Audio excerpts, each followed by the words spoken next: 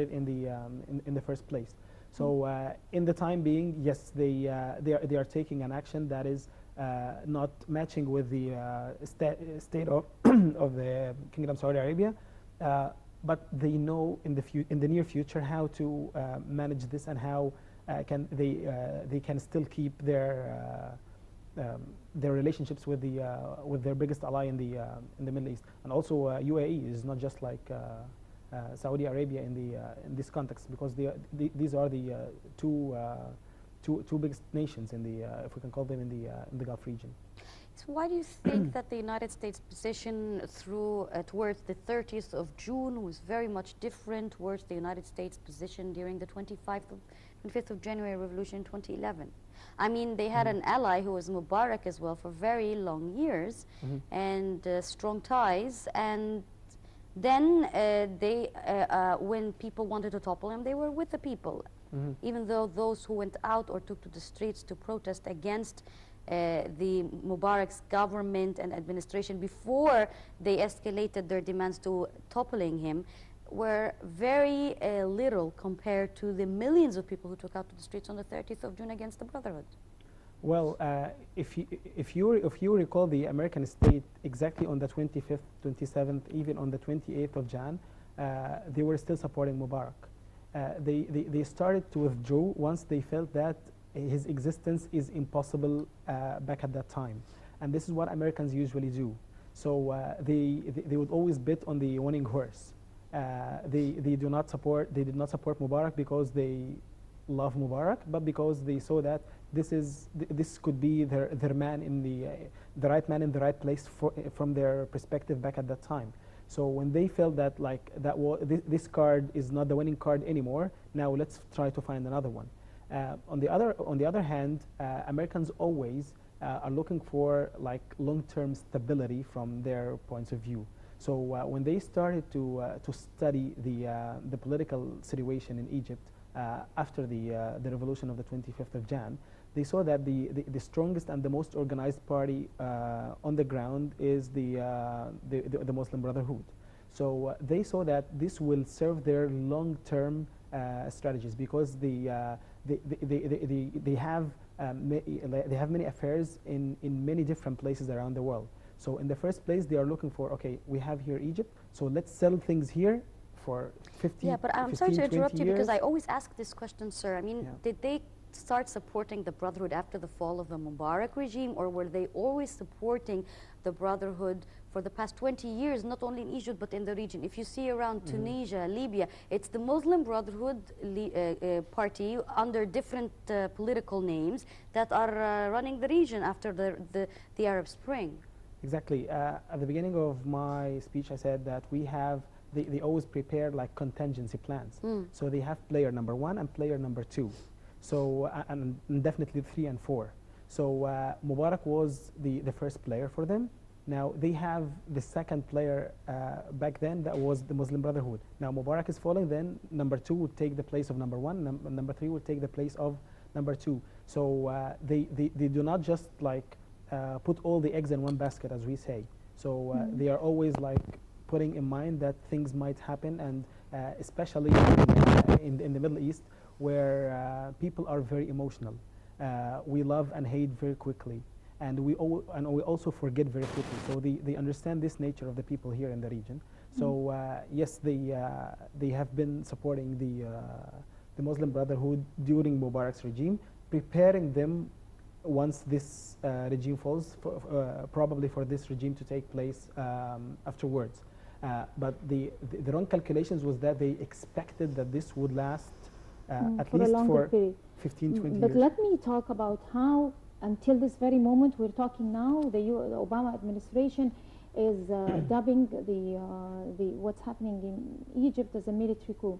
I mean, Obama haven't yet given up the idea that this is a military coup, except I mean, for the fact that he is willing to negotiate the fact that what's happening is not in the favor of democracy. But anyway, they say that this is against democracy, against legitimacy. But if we go back to the history of nation, Adolf Hitler and his party, they took over by democracy and by the ballot boxes and with majority in Germany. But unfortunately, the German military didn't take the same step, or the German nation didn't revolt against Hitler. And that costed the US and Europe a bitter war. If the German military have taken that successful step, our graceful Egyptian military have taken, they would have saved the US and Europe a very bitter war. But if the military have taken that step, would the US intervene? I mean, in their internal affairs, the way the Obama administration is intervening now? You mean the German case? Yes. I mean, would they do the same thing they're doing with If we Egypt? have like history repeating itself right now, for example? I mean, would the US intervene that way they are intervening in our internal affairs? Well, look at all the places where there is American intervention. You will find weak governments, and you will find followers for the United States of America. So as long as there is a country that gives you military aids or monetary aids, then of course you have to obey what they say. Nobody will pay you a single penny. This is included in the peace treaty, the Camp David.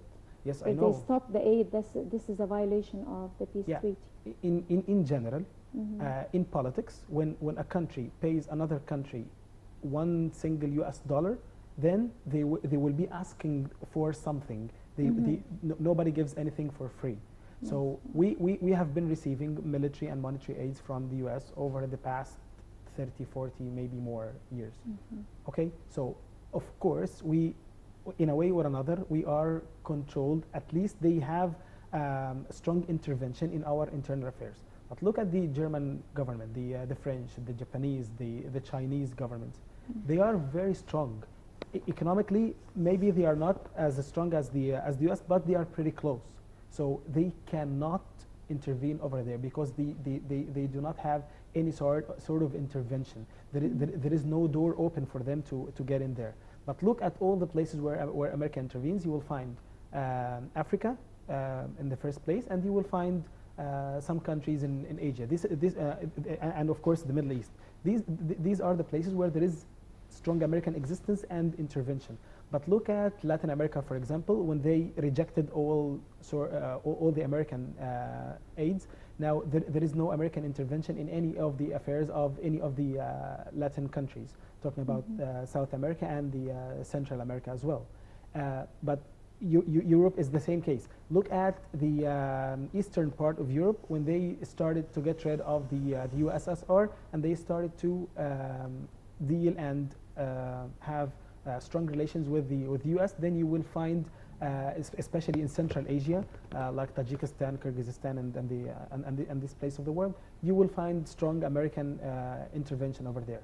So America cannot do this with Germany because simply they are head to head. So they will always do this with weak governments that are not capable of depending on themselves. Look at Malaysia, for example. They did not deal with the U.S. government, and they had their own plan to have a very developed country. Now, American intervention over there is almost zero because they don't have any sort of power over the Malaysian government, for example. All right, Dr. Ahmed Garhy, instructor by the American University in Cairo, would like to thank you very much for your valuable input. Thank you very much for joining us. Thank you very much. I just want to have one sentence to say. There is a quote that I just read this morning I really like. You can cut all the flowers, but you cannot keep spring from coming. Thank you very much. That's lovely. Thank you for joining us. And we will be resuming back right after this break.